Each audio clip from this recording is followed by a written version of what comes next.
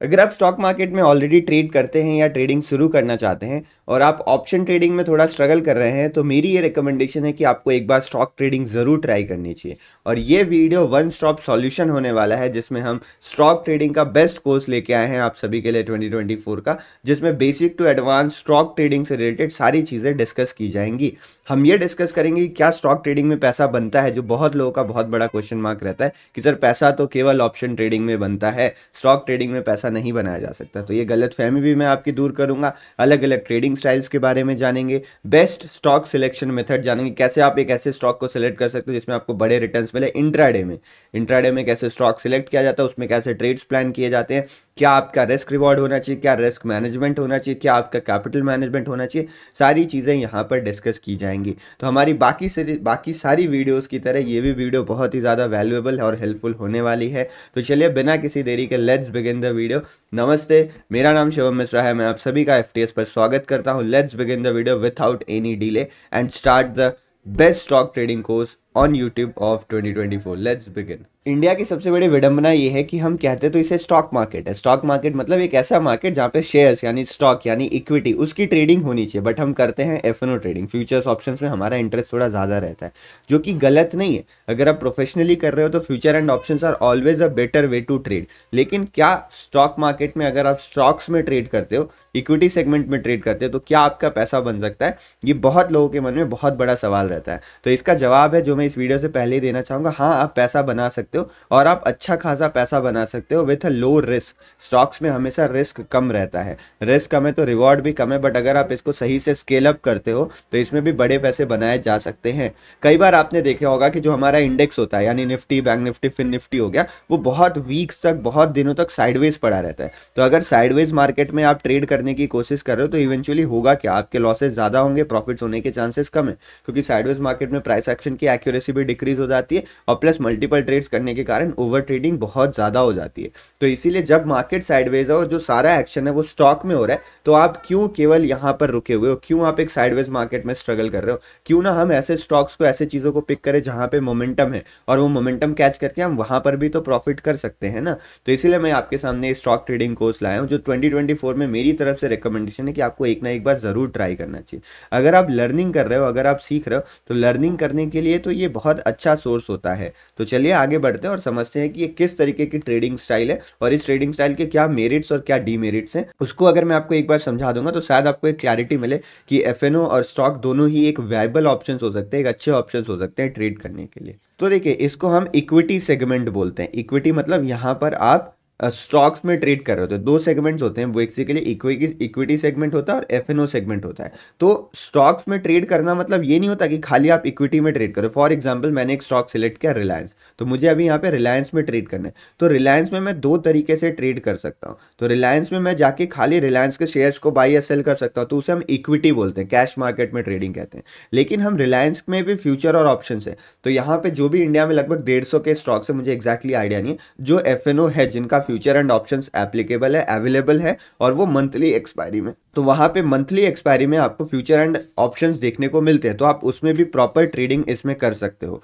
तो मेरे पास दो तरीके हैं, इक्विटी में ट्रेड करने के और एफएनओ में ट्रेड करने के। तो इन दोनों तरीकों में से हमें क्या करना चाहिए, किन सिचुएशंस में करना चाहिए, चलिए हम उसके डिस्कशन करते हैं। तो यहाँ पे अगर आप इक्विटी सेगमेंट यानी स्टॉक्स में ट्रेड कर रहे हो और इक्विटी सेगमेंट में ट्रेड कर रहे हो, तो इसके मेरिट्स और डीमेरिट्स क्या? यहाँ पर आपके पास मार्जिन ज़्यादा होना चाहिए, मतलब आपको ज़्यादा पैसों की ज़रूरत है ट्रेड करने के लिए, क्योंकि यहाँ पे आपको लेवरेज नहीं मिलता है। ये इटसेल्फ जो इंस्ट्रूमेंट है वो लेवरेज इंस्ट्रूमेंट नहीं है। अगर इंडिया में इंट्राडे आप ट्रेड करते हो तो इसमें 5x के आसपास आपको मार्जिन मिलती है। मान लीजिए रिलायंस का दाम है, रिलायंस का जो प्राइस चल रहा है वो 2000 रुपीज़ चल रहा है, तो इसको बाई या सेल करने के लिए आपके अकाउंट में केवल 400 रुपीज़ होना जरूरी है और आप इसमें एक रिलायंस के स्टॉक में ट्रेड ले सकते हो। तो मार्जिन की रिक्वायरमेंट सिग्निफिकेंटली थोड़ी सी ज़्यादा होती है as compare to futures and option. तो ये चीज़ आपको इसमें ध्यान रखनी है। मार्जिन के साथ साथ यहाँ पे अगर आप देखोगे तो एक बहुत बड़ा मेरिट ये है, ये तो थोड़ी सी डीमेरिट हो गई, एक बहुत बड़ा मेरिट ये है कि इसमें रिस्क आपका बहुत ज़्यादा लिमिटेड रहता है। अब अगर आप सीखने के लिए स्टॉक मार्केट में आए हो ना और आपको लर्निंग करनी है, तो जो भी लिक्विड स्टॉक्स है, मैं आपको सब कुछ बताऊंगा लिक्विड स्टॉक्स क्या है, कौन कौन से स्टॉक्स में आपको ट्रेड करना चाहिए, क्या क्या मेथड्स होते हैं। लेकिन जो लिक्विड स्टॉक्स है ना, उसमें अगर आप एक या दो क्वांटिटी से ट्रेड करते हो तो आप बहुत ही कम कैपिटल से बहुत ही कम रिस्क पे चीज़ों को सीख सकते हो। तो लर्निंग के लिए तो ये बहुत अच्छा होता है। लेकिन मान लो अगर आपको अर्निंग करनी है, आपको यहाँ पे पैसा कमाना है, प्रोफेशनली इक्विटी को ट्रेड करना चाहते हो, तो अर्निंग के लिए भी ये कोई बुरा ऑप्शन नहीं है। आपको भले ही एक मार्जिन रिक्वायरमेंट थोड़ी ज़्यादा होगी, लेकिन अगर आप 1 लाख रुपए ला के ऑप्शंस में ट्रेड करते हो तो उसमें आपका रिस्क प्रतिदिन का 10 से 20% रह सकता है ना। अगर आपने मान लो 2 ट्रेड में भी स्टॉप लॉस दिए, 3 ट्रेड में भी दिए, तो 10-20% आपका कैपिटल जाने के चांसेस है जो आप इन्वेस्ट कर रहे हो। लेकिन इक्विटी में वैसा नहीं होता। आपने देखा कोई स्टॉक 10-20% मूव कर जाए, वो रेयर होता है। इंडिया में तो 5-10-15% पे सर्किट लगना स्टार्ट हो जाता है ना। तो जो भी बड़े स्टॉक्स हैं, लार्ज कैप स्टॉक्स हैं, अच्छे स्टॉक्स हैं, लिक्विड स्टॉक्स है, उसमें ज़्यादा से ज़्यादा 2-3-4% की मूवमेंट रहती है, इससे ज़्यादा नहीं रहती। तो 4% पे अगर आप मतलब प्रॉपरली स्टॉप लॉस के साथ ट्रेड कर रहे हो ना, तो आपका रिस्क बहुत ज़्यादा कम रहेगा। तो अगर रिस्क कम रहता है तो यहाँ पे रिवॉर्ड भी आपको थोड़ा सा कम देखने को मिलता है। तो जो रिवॉर्ड पैसे के टर्म्स में ना, परसेंटेज के टर्म्स में, इसमें आपका पैसा डबल नहीं होगा जैसे ऑप्शंस में डबल हो जाता है। लेकिन वो डबल कब होता है आप ये भी तो समझिए। मैं आपको यहाँ पे 2 मिनट एक चीज़ के बारे में बात करना चाहता हूँ। स्टॉक मार्केट में दो चीज़ें होती है, एक होता है रिस्क रिवॉर्ड और दूसरी होती है एक्यूरेसी। एक्यूरेसी मतलब कि चीज़ें कितनी बार सही चलने की अनुमान है, कितना बार आप सही होगे, कितना बार आप गलत होगे। तो अगर रिस्क रिवॉर्ड की बात करें तो स्टॉक्स में रिस्क रिवॉर्ड थोड़ा कम होता है, बट एक्यूरेसी अच्छी होती है। आपको 1:2 लगभग हर ट्रेड में आप कैप्चर कर सकते हो। लेकिन अगर आप ऑप्शन पे बात करो पैसे डबल करने की, तो उसमें जैकपॉट तो लगता है, लेकिन आप मुझे खुद बताओ कितना जैकपॉट लगता है। एक महीने में आपका कितना जैकपॉट लगेगा, एक साल में कितना जैकपॉट लगेगा। उस जैकपॉट के चक्कर में, हीरो जीरो के चक्कर में बहुत सारे लोग बैठ के केवल गैम्बलिंग कर रहे हैं। यहाँ पे हीरो जीरो सिस्टमैटिक किया जाए तो ठीक है, फिर it is a good way to make a big money with a proper systematic risk. But अगर आप देखो मैक्सिमम लोग गैम्बलिंग ही कर रहे हैं हीरो जीरो के नाम से, तो ये उस सब मायने में जो स्टॉक्स है वो आपको एक बेटर ऑल्टरनेटिव प्रोवाइड करता है for a learning purpose and for earning purpose also. तो ये हो गया हमारा इक्विटी सेगमेंट में हम स्टॉक को ट्रेड कर रहे हैं। ये उनके लिए मैं रिकमेंड करता हूँ जो अभी स्टार्ट कर रहे हैं। अगर आप स्टार्ट कर रहे हैं तो आप इक्विटी सेगमेंट में ट्रेड कर सकते हैं। लेकिन अगर आप प्रोफेशनल है ना, तो कोई ज़रूरत नहीं आपको इक्विटी सेगमेंट में जाने की। अगर आप प्रोफेशनल हैं तो आप स्टॉक मार्केट में स्टॉक्स में एफएनओ ट्रेड भी कर सकते हैं। एफएनओ मतलब आप स्टॉक्स के फ्यूचर ऑप्शन ट्रेड करोगे। तो जैसे हमारे पास इंडेक्स होता है, तो उसी तरीके से इंडेक्स की तरह हमारे पास स्टॉक्स भी होते हैं, उसमें भी हमारे पास फ्यूचर्स और ऑप्शंस हमें देखने को मिलते हैं। अब इसके डीमेरिट और मेरिट के बारे में बात करते हैं। पहला तो मेरिट इसमें ये है कि भैया इसमें आपको रिस्क रिवॉर्ड अच्छा मिलेगा, आपको यहाँ पे प्रॉफिट कमाने के मौके ज़्यादा मिलेंगे और मार्जिन भी आपको सिग्निफिकेंटली कम लगने वाला है। तो अब आपको डिसाइड करना है कि आपके कैपिटल रिक्वायरमेंट और आपके रिस्क एपेटाइट के हिसाब से आपके लिए कौन सी ट्रेडिंग स्टाइल अच्छी है। लेकिन जो मैं रिकमेंड करूंगा, बिगिनर्स को केवल इक्विटी में ट्रेड करना चाहिए। और अगर आप पैसे कमाने के मुद्दे से कर रहे हो, आपका पर्पज अर्निंग है, आप यहाँ से लिविंग मेक करना चाहते हो, तो आप एफएनओ में ट्रेड कर सकते हो। इसमें मुझे कोई भी दिक्कत नहीं है। तो इस तरीके से मल्टीपल ट्रेडिंग स्टाइल होती है, लेकिन आपके पास मल्टीपल ऑप्शंस नहीं रहते। आपके पास इंडेक्स ऑलमोस्ट सिमिलर है। और एक बात है कि लगभग जो सारे इंडेक्स होते हैं ना, एक दूसरे से कनेक्टेड है। बैंक निफ्टी फिन निफ्टी के जैसे सेम बिहेव करता है। बैंक निफ्टी निफ्टी में बहुत बड़ा कंपोनेंट रखता है, तो बैंक निफ्टी भी ऑलमोस्ट कभी कभी सिमिलर मूव ही करते हैं। फिर निफ्टी और मिड कैप ऑलमोस्ट थोड़े सेम रहते हैं। तो इंडेक्स इंटर कनेक्टेड है, तो मोस्टली जो मूवमेंट रहती है वो सेम रहती है। तो इसीलिए यहाँ पर अगर आप देखोगे तो आपके पास ऑप्शन थोड़े से लिमिटेड है। तो मूवमेंट आ रही तो सब में अच्छी आ रही, मूवमेंट नहीं आ रही तो किसी में नहीं आ रही, तो उस समय आप थोड़े फंस जाते हो। बट जब हम स्टॉक में ट्रेड करते हैं, यहाँ हमारे पास ऑप्शंस बहुत ज़्यादा रहते हैं। तो इसीलिए जो सबसे पहला काम हमारा रहता है टेम्पलेट में, स्टेप नंबर 1 जो रहता है वो ये रहता है कि हमको यहाँ पे अपने स्टॉक सिलेक्ट करने पड़ते हैं। तो सबसे पहला स्टॉक ये रहता है कि हम स्टॉक का सिलेक्शन करते हैं कि मैं इंट्राडे में इन स्टॉक्स में ट्रेड करूँगा, या आज मैं इन स्टॉक्स में करूँगा, कल किसी और स्टॉक्स में करूँगा। तो इस तरीके से हमें स्टॉक सिलेक्शन करना पड़ता है, जो हमारा स्टेप 1 रहता है। जब हम स्टॉक सिलेक्शन कंप्लीट कर लेते हैं, उसके बाद हम बढ़ते हैं नेक्स्ट स्टेप में। और नेक्स्ट स्टेप में फिर हमें इसमें ट्रेड वगैरह फाइंड आउट करना होता है। तो हमें इंडिविजुअली सबका प्राइस एक्शन रीड करना पड़ता है। मान लो मैं मोमेंटम ट्रेड करता हूँ, तो मैं केवल मोमेंटम वाले स्टॉक्स को पिक करूंगा। मुझे रिवर्सल ट्रेड करना अच्छा लगता है, तो मैं मजबूरी नहीं है मेरी कि यार बैंक निफ्टी ऊपर जा रहा है, मैं तो ट्रेड रिवर्सल करता, मैं क्या करूँ। तो ज़बरदस्ती आप अपने कंफर्ट जोन से बाहर निकलते हो। लेकिन इसमें मैं वही स्टॉक्स पिक करूंगा जो मेरे कंफर्ट जोन में, मेरी स्ट्रैटेजी, मेरे सेटअप के अकॉर्डिंग है, या जो भी मेरा ट्रेडिंग स्टाइल है उससे वो मैच करता है। तो स्टेप 2 में क्या होता है, हम अपने जो भी है उसके ट्रेड्स को स्टडी करते हैं, चार्ट को स्टडी करते हैं अपने अकॉर्डिंग, जो भी हमारी स्टाइल है। और चार्ट को स्टडी करने के बाद फिर हम स्टेप 3 में अपने ट्रेड को प्लान करते हैं। तो जब हम स्टेप 3 में अपने ट्रेड को प्लान कर रहे होते हैं, तो हम रिस्क मैनेजमेंट का भी अच्छा खासा ध्यान रखते हैं कि हमारा रिस्क मैनेजमेंट क्या है, किस हिसाब से चल रहा है। रिस्क मैनेजमेंट और कितना कैपिटल मैं इसमें लगाऊं, वो हम सब ध्यान रखते हैं। और उसके बाद फाइनली जो भी रिजल्ट आता है उस रिजल्ट को एंजॉय करते हैं या दुखी होते हैं, जो भी रिजल्ट है, प्रॉफिट लॉस जो भी है, कभी दुखी नहीं होना चाहिए। It's all a part of game. अगर आप सिस्टमैटिकली चीज़ें कर रहे हो ना, तो losses are very good for trading. Losses मिलते हैं तो फिर हमें प्रॉफिट्स की उम्मीद बनती है, क्योंकि अगर आप सही करो तो यू नो द प्रोबेबिलिटी कि यार 10 में से 7 बार मैं गलत होने वाला हूँ, 7 बार सही होने वाला हूँ, 3 बार गलत होने वाला हूँ। तो आपको आइडिया रहेगा ना कि 3 बार गलत हो चुका हूँ तो 7 बार सही होऊंगा नेक्स्ट। अब वो प्रोबेबिलिटी का एक रूल होता है स्टैटिस्टिक्स में कि वो एक सिंपल साइज में नहीं डिस्ट्रीब्यूटेड होता, वो थोड़ा डिस्ट्रीब्यूशन बड़ा होता है, तो उतना ध्यान रखेंगे, बाकी ठीक है। तो ये टेम्पलेट रहता है। अब इस टेम्पलेट में सबसे ज़रूरी चीज़ पता है क्या हो जाती है? सबसे ज़रूरी चीज़ होती है स्टॉक सिलेक्शन। अगर आप प्रॉपर स्टॉक्स को सिलेक्ट कर ले रहे हो ना, तो वो स्टॉक्स तो आपके स्टाइल के अगेंस्ट नहीं है, वो स्टॉक्स आपके स्टाइल के साथ ही हैं, तो आपको ट्रेड करना काफ़ी ईजी हो जाएगा। वो चार्ट्स आपको समझ में आएंगे, आप प्रॉपरली उसको एग्जीक्यूट कर पाओगे। तो स्टॉक सिलेक्शन मेथड को हम डीप में समझने वाले हैं कि how to select stocks for intraday. चलिए इसको समझते हैं, आगे बढ़ते हैं। Let's move on to next point, stock selection methods. तो यहाँ पर मैं आपको कुल 4 स्टॉक सिलेक्शन मेथड्स बताने वाला हूँ। 4 में से जो भी आपके स्टाइल को सूट करता है वो तरीका आप यूज़ कर सकते हो, और लास्ट में मैं यही बताऊंगा कि मैं कौन सा मेथड यूज़ करता हूँ। सो लेट्स बिगिन, एक एक करके सारे मेथड्स को हम स्टडी करने वाले हैं। तो सबसे पहला जो मेथड है ये उन सबको लिए बहुत बढ़िया है जो सीखना चाहते हैं या जिनको ज़्यादा ऑप्शंस अच्छे नहीं लगते। आप अपने आप को अगर कन्फ्यूज़ नहीं करना चाहते हो ना, तो ये मेथड आपके लिए बेस्ट होने वाला है। इसको हम कहते हैं फिक्स्ड वॉच लिस्ट मेथड। इसमें आपको अपने एक इंट्राडे ट्रेड करने के लिए आपको एक वॉच लिस्ट बनानी है, कि आपको यहाँ पर एक वॉच लिस्ट प्रिपेयर करना, और उस वॉच लिस्ट में आप ज़्यादा से ज़्यादा 10 से 15 स्टॉक्स को रख सकते हो। अगर आप इससे कम रखते हो तो भी बढ़िया है। तो मैक्सिमम आपको 10 to 15 स्टॉक्स को रखना है। जैसे इंडेक्स होता है ना, निफ्टी 50 में 50 स्टॉक्स है, तो वैसे आपने अपने लिए एक इंडेक्स बना लिया, भैया this is my trading index, मैं इन्हीं स्टॉक्स में से डेली ट्रेड करूंगा जो मुझे बढ़िया लगेगा। मैं मोमेंटम ट्रेड करता हूँ, जो मोमेंटम में लगेगा मैं यही ट्रेड करूंगा। अब इसके मेरिट्स और डीमेरिट्स क्या है? सबसे बड़ा मेरिट इसका ये है ना, आप अपने आप को कंफ्यूज नहीं करोगे। अगर हम मल्टीपल स्टॉक्स में भटकते रहते हैं ना, तो कई बार क्या होता है कि ये स्टॉक भाग रहा था, इसको देखा देखा इसमें एंट्री मिली नहीं, पता चला दूसरा स्टॉक भाग गया। जब वो स्टॉक भाग चुका है ऊपर, तब मुझे उसके बारे में पता चल रहा है। तो इसमें हम भटकते रह जाते हैं। तो क्या होता है, हम किसी सिंगल स्टॉक का कैरेक्टरिस्टिक नहीं समझ पाते हैं। तो चार्ट की कैरेक्टरिस्टिक समझना बहुत ज़रूरी है। प्राइस एक्शन के जो फंडामेंटल्स है ना, हर जगह सेम ही काम करते हैं, क्योंकि लोग काम कर रहे हैं, उनकी साइकोलॉजी काम करे, तो चीज़ें सिमिलर हैं। But there are subtle differences जो हर स्टॉक में होता है। जैसे अगर आप नोटिस करोगे, HDFC बैंक्स में ब्रेकआउट सक्सेसफुल होने के रेट बहुत ज़्यादा है, आप चार्ट में टेस्ट कर लीजिएगा। बट ICICI बैंक जब भी ब्रेकआउट करना होता है ना, वो थोड़ा ड्रामा करके ब्रेकआउट करता है, वो इतना इजीली ब्रेकआउट नहीं करता है। तो ICICI बैंक में ब्रेकआउट्स कम ट्रेड करता हूँ मैं, HDFC में ब्रेकआउट थोड़े ज़्यादा ट्रेड करता हूँ। तो ये चीज़ आपको ध्यान रखनी पड़ती है अगर आप चार्ट को स्टडी करते हो। तो बाय द टाइम ऑफ मतलब थोड़ा समय बिताने के साथ आप चीज़ें सीखने लगते हो, तो इसमें कन्फ्यूजन आपको बिल्कुल नहीं होती है। और आपके पास क्योंकि ऑप्शन थोड़े से ज़्यादा हैं, तो आप अपने जो भी फेवरेट स्ट्रैटेजी या सेटअप के हिसाब से आप स्टॉक पिक करते हो। या फिर यहाँ पे आपके पास 15-20 स्टॉक हैं, आप सारे 15-20 स्टॉक का चार्ट एनालिसिस करते हो हर रात को बैठ के। तो आज रात को क्या करूंगा मैं, जो भी मेरे पास 10-15 स्टॉक्स हैं, मैं सबके चार्ट को बैठ के देखता हूँ, किस में ट्रेंड लाइन बन रही है, किस में कौन सा लेवल है, किस में सपोर्ट रेजिस्टेंस है, और एक ट्रेड प्लान बनाता हूँ कि यार ये स्टॉक्स 5 दिन से रेंज में फंसा है, अगर ये ऊपर की तरफ फटेगा, ब्रेकआउट करेगा, तो एक अच्छा मूवमेंट देखने मिल सकता है। तो जब उसमें ब्रेकआउट आता है तो उसमें मैं ब्रेकआउट का ट्रेड प्लान करता हूँ। कोई स्टॉक है जो ट्रेंड लाइन से रिवर्सल ले रहा है, तो उसमें रिवर्सल का ट्रेड प्लान करें। तो इसी तरीके से हर रात को बैठ के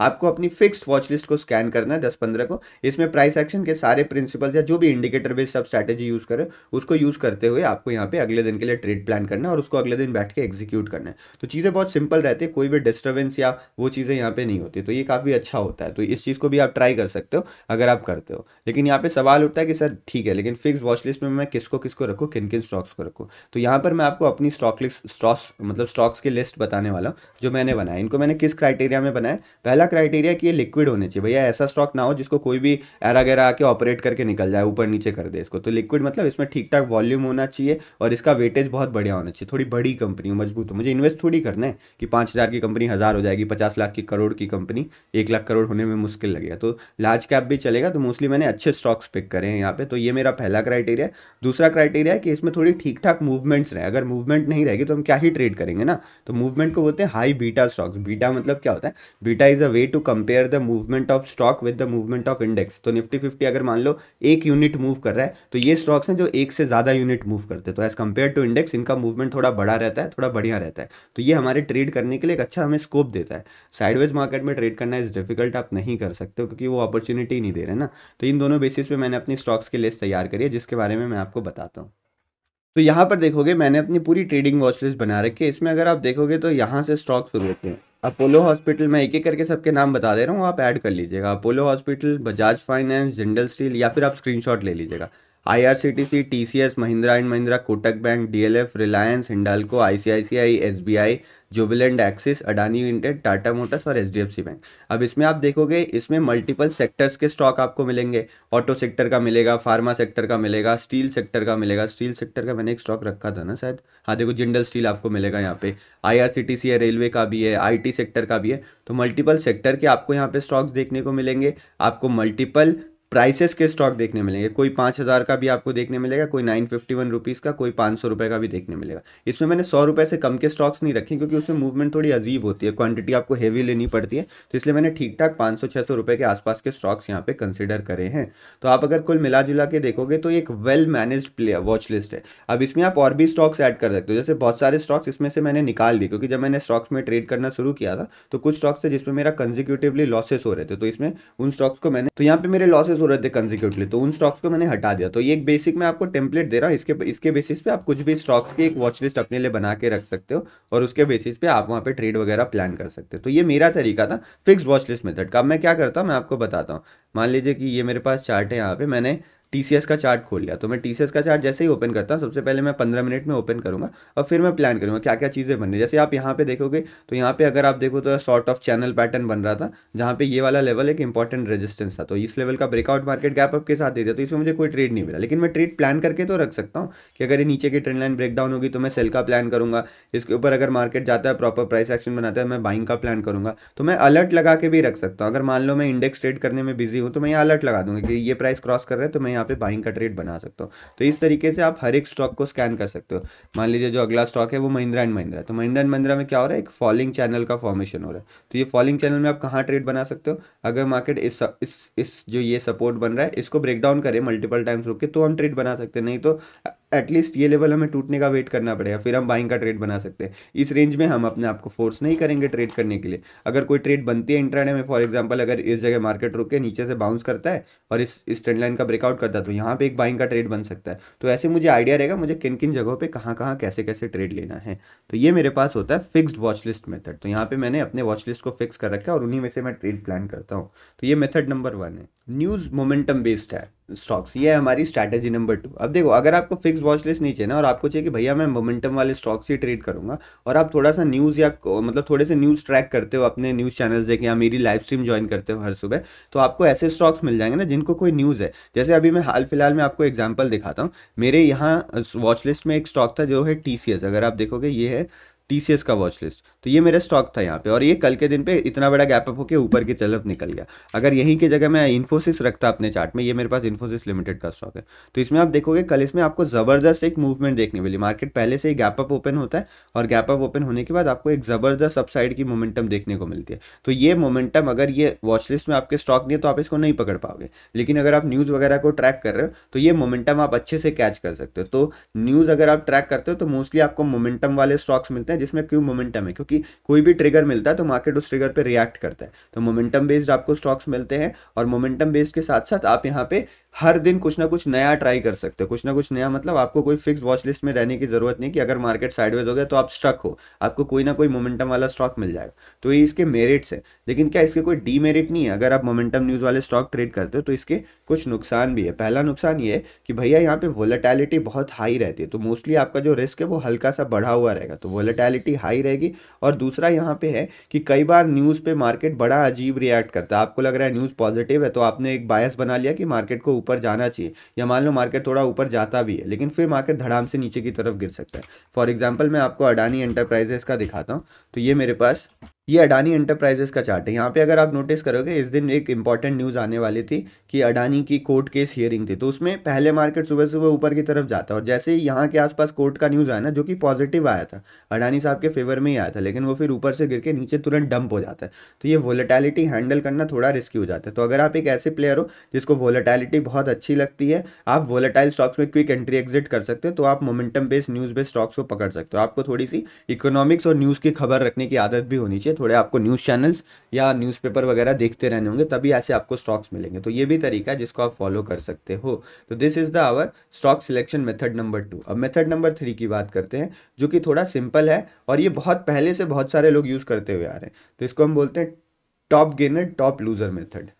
top gainer top loser method क्या होता है, इसमें आप ऐसे स्टॉक्स को पिक करते हैं जो अभी स्टॉक मार्केट में सबसे ऊपर की तरफ चल रहे हैं। गेनर मतलब क्या होता है, जो सबसे ज़्यादा ग्रीन में चल रहे हैं। तो आप ऐसे ही स्टॉक्स को पिक करोगे जिनमें ऑलरेडी मोमेंटम है और वो बहुत ऊपर पहुंचे हुए हैं, और आप ऐसे स्टॉक्स को पिक करोगे जो बहुत लूजर है। तो मतलब आप जो स्टॉक मार्केट में मल्टीपल स्टॉक्स हैं ना, तो उनमें जो भी हाई मोमेंटम वाले स्टॉक्स हैं आप उन्हीं को कैच कर रहे हो, और इसके लिए आप top gainer top loser method का यूज़ कर रहे हो। तो इसके लिए आपको सिंपली कुछ नहीं करना है, आपको एनएससी वेबसाइट में जाना है, या अगर आप डायरेक्ट गूगल पे भी सर्च करोगे ना टॉप गेनर लूजर, तो आपको बहुत सारी वेबसाइट्स आ जाएंगे जिसमें आप जैसे देखो इसमें बताते हैं टॉप गेनर्स लूजर्स। तो ये एनएससी की निफ्टी इंडिसेस बोल के एनएससी की ऑफिशियली वेबसाइट है। तो इसमें आपको बता देता है इन्फोसिस 8% ऊपर था, तो इसमें आप ऐसे देख सकते हो परसेंटेज चेंज कितना हो रहा है किस हिसाब से, तो आपको यहाँ पे आइडिया लग जाए कौन से स्टॉक मोमेंटम में। तो इसमें आप बिना न्यूज़ को ट्रैक किए मोमेंटम के स्टॉक्स को पकड़ सकते हो, फिर इसमें आप उसी डायरेक्शन में ट्रेड प्लान कर सकते हो। जैसे जो टॉप गेनर है उसमें आप बाइंग का ट्रेड प्लान करें, जो टॉप लूजर है जैसे यहाँ पे आपको टॉप लूजर्स दिख रहे हैं, तो Cipla was the top loser, 1% के आसपास गिरा था। Infosys was the top gainer, फिर ओएनजीसी था, टेक महिंद्रा था, एसएसएल टेक था, एलटीएम था।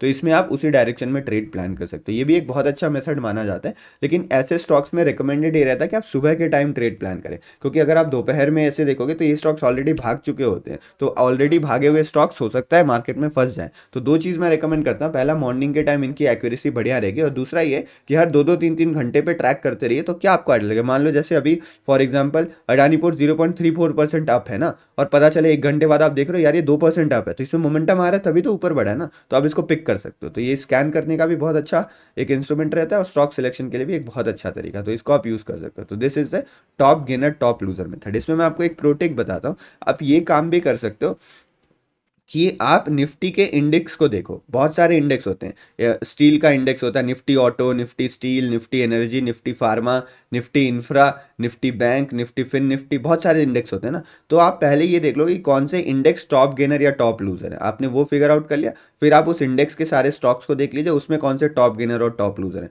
तो इससे आपको एक आइडिया लग जाएगा कि किधर आपको प्लान करना है, अगर आप कंफ्यूज हो। नहीं तो ऊपर वाला तरीका तो ऑलरेडी बेस्ट है और जस्टिफाइबल है, तो आप उसको भी यूज़ कर सकते हो। Now let's move on to our stock selection method number 4।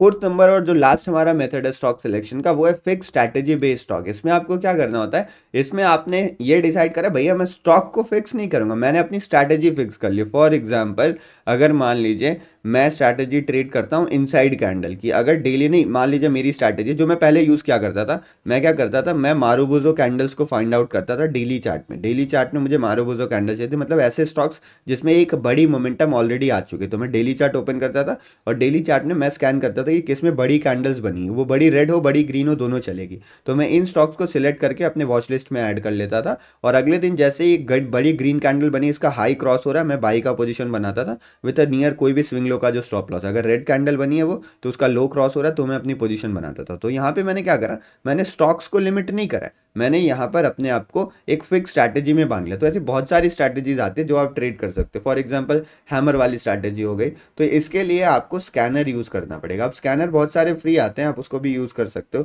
तो अगर आप देखोगे चार्ट स्कैनर बोल के, तो एक बहुत सारी आपको वेबसाइट दिख जाएंगी, निफ्टी स्कैनर। तो अगर आप यहाँ पे जाते हो तो बहुत सारे फ्री स्कैनर दिए हैं, जैसे देखो ये स्क्रीनर मिल गया, ये चार्टिंग मिल गया, मैं चार्टिंग यूज़ किया करता था उस टाइम पे।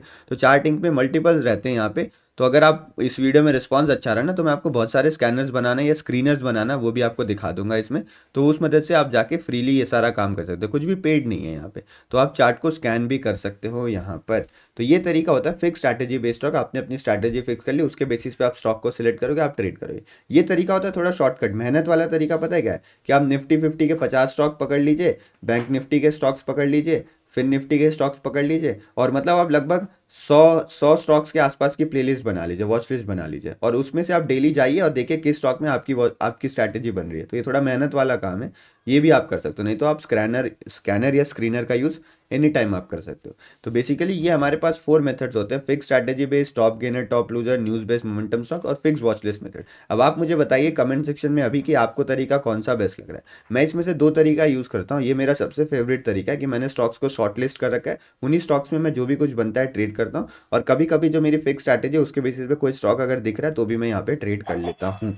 अब सवाल उठता है कि सर सब कुछ तो कर लिया लेकिन ट्रेड करना कैसे। तो अगर अभी तक आपको वीडियो पसंद आ रही है तो मैं 1 मिनट में आपको एक चीज़ बताना चाहूँगा। ये एक स्टॉक ट्रेडिंग कोर्स है, लेकिन अगर आपको स्टॉक मार्केट के बारे में और भी सारी चीज़ें सीखनी है और प्लस आपको लाइव मार्केट में सपोर्ट चाहिए तो आप हमारा प्रीमियम ग्रुप ज्वाइन कर सकते हो, जिसमें कॉल टिप नहीं मिलती बट लाइव मार्केट में वीडियो सपोर्ट मिलता है, जो इंडिया में शायद कोई नहीं कर रहा है। और प्लस आपको बहुत सारे मिनी कोर्सेज जिसकी प्राइसेस आप बहुत सारे कोर्सेज आने वाले हैं, तो प्राइस कुछ ऐसा है नहीं, इसका लाखों के कोर्सेज हैं जो आपको फ्री ऑफ कॉस्ट मिल सकते हैं। आपको नीचे दिए हुए डिस्क्रिप्शन में किसी में भी आपको अकाउंट ओपन करना है, आप कहीं ना कहीं ट्रेड तो करते होंगे, तो अगर आपको FTS की सर्विसेज चाहिए प्रीमियम तो आप अकाउंट ओपन करवा सकते हो, हमारी टीम को मैसेज कर दीजिएगा, आपकी टीम आपको ग्रुप में ऐड करवा देंगे। इसमें अभी डेटा डिकोडिंग का कोर्स ऑलरेडी प्रोवाइड करवा दिया गया है और प्लस स्विंग ट्रेडिंग के कोर्सेज, ऑप्शन सेलिंग के कोर्सेज, SMC के बहुत सारे कोर्सेज आ रहे हैं। तो आप स्विंग ट्रेडिंग फ्री में सीखना चाहते हैं तो भी आप अकाउंट ओपन करवा के हमारी टीम को मैसेज कर देंगे, तो our team will assist you, आप हमारी टीम आपकी मदद करेगी और आपको सारी चीज़ें प्रोवाइड करवा देंगे। Thank you. लेट्स आगे बढ़ते हैं और डिस्कस करते हैं कि आखिर ट्रेड करना कैसे, ट्रेड क्या करना है, कौन से स्टॉक करने हैं, सब तो सिलेक्ट आ गया, लेकिन ट्रेड करना कैसे।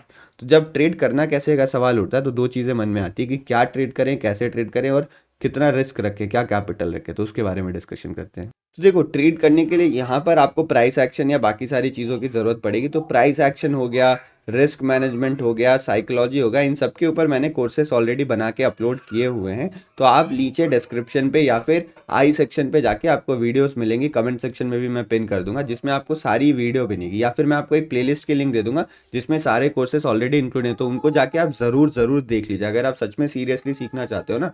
तो अगर आपको ये कंटेंट अच्छा लग रहा है तो इसमें भी मैंने इससे ज़्यादा डिटेल में डिस्कस कर रखी है सारी चीज़ें, तो वो जाके वहाँ पर आप सीख सकते हो। मैं यहाँ पे रिस्क मैनेजमेंट के टॉपिक को थोड़ा सा टच करना चाहूँगा। अगर आप स्टॉक में ट्रेड कर रहे हो और आप इक्विटी सेगमेंट में, कैश मार्केट में ट्रेड करना चाह रहे हो ना, तो आप अपना कैपिटल थोड़ा सा ज़्यादा रख सकते हो क्योंकि इसमें रिस्क थोड़ा सा कम होता है। बाकी जो एग्जैक्ट रिस्क मैनेजमेंट का प्रोसेस है वो मैंने आपको समझाया हुआ है। और बाकी अगर आप इक्विटी में ट्रेड ना करके FNO में ट्रेड करो तो FNO में आपको कैपिटल उतना ज़्यादा नहीं रखना चाहिए क्योंकि इसमें रिस्क थोड़ा सिग्निफिकेंटली बड़ा होता है। फॉर एग्जाम्पल, अगर मैं 2 लाख से इक्विटी में ट्रेड करने की सोच रहा हूँ तो यहाँ पे मैं कोशिश करूँगा 60,000 या 70,000 से खाली ट्रेड करूँ, क्योंकि इसमें FNO में रिस्क थोड़ा ज़्यादा रहता है और 60-70,000 में लगभग आपको एक लॉट जो भी सारे अच्छे स्टॉक्स हैं उनका मिल जाएगा। तो इस तरीके से आपको अपने कैपिटल को डिवाइड करने और प्राइस एक्शन और बाकी सारी चीज़ें सीखने के लिए ऑलरेडी मैंने वीडियो डाल रखी है चैनल पे, तो उनका लिंक आपको मैं दे दूंगा, वो वीडियो जाके आप ज़रूर देख लीजिएगा।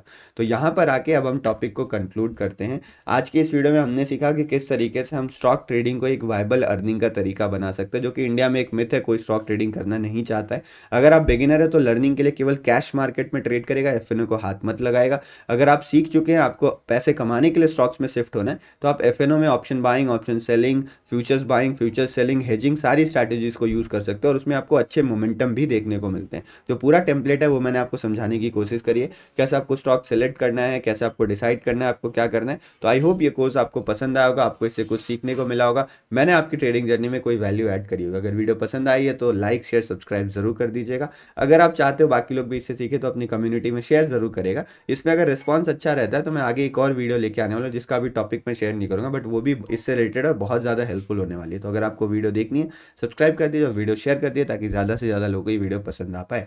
बहुत बहुत धन्यवाद आप सभी का वीडियो देखने के लिए। मिलते हैं ऐसी अगली नॉलेजेबल वीडियो में। जय हिंद, धन्यवाद।